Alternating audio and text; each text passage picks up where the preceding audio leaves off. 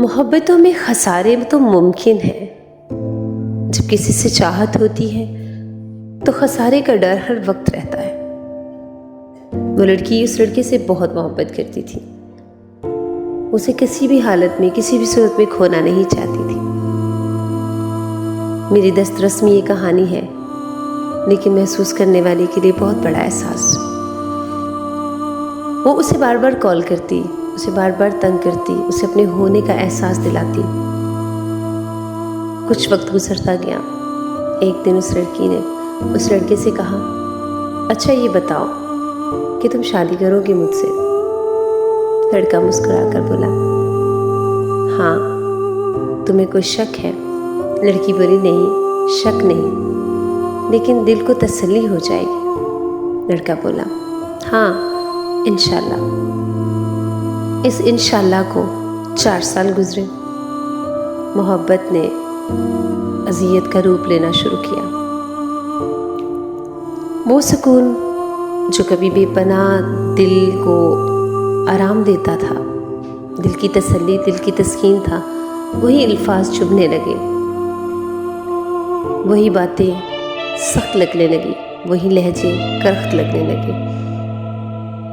ایک دن لڑکی نے کہا، 4 سال ہو گئے ہمارے ریلیشن شپ کو، اب تو تمہیں اپنے پیرنٹس سے بات کرنی چاہیے۔ تو لڑکا مسکرا کر بولا، تم ہر بات کو کتنی آسانی سے لیتی ہو، کتنا آسان ہے تمہارے لیے کہہ دینا۔ کیا تم نہیں جانتی میرے لیے میرا مستقبل کتنا معنی رکھتا ہے؟ میرے لیے میرا فیوچر، میری نوکری، میرا گھر، میری بہنیں، میری ذمہ داریاں۔ لڑکی مسکرائی اور بولی، اسی خسارے کا ڈر تھا مجھے، اسی لیے تو 4 سال سے لگاتار ایک ہی بات کرتی تھی، شادی کرو گے مجھ سے، شادی کرو گے مجھ سے، اور تم کہہ دیتے تھے انشاءاللہ، اور میں مطمئن ہو جاتی تھی کیونکہ انشاءاللہ میں اللہ شامل تھا۔ خیر، وقت گزرا، آج وہ لڑکی 3 بچوں کی ماں ہے،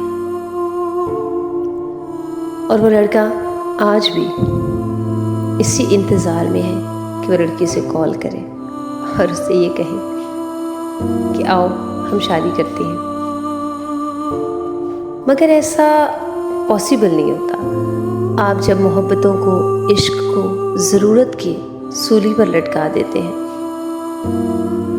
تب محبتیں خسارے کا روپ لے لیتی ہیں، تب محبتوں کو ٹوٹنا پڑتا ہے، بکھرنا پڑتا ہے، تب انسان تھک جاتا ہے۔ سفر، طویل سفر، طویل سفر اور طویل ہو جاتا ہے۔ عورت ہمیشہ منتظر رہتی ہے، مرد اس کی آواز پر لبیک کہے گا، مگر ہوتا کچھ نہیں۔ اذیتیں، تکلیفیں، برداشت، صبر، یہ سب کچھ عورت کے حصے میں آتا ہے۔ ہر مرد کے حصے میں ایک بات آتی ہے، تم تو اس لائق تھی ہی نہیں۔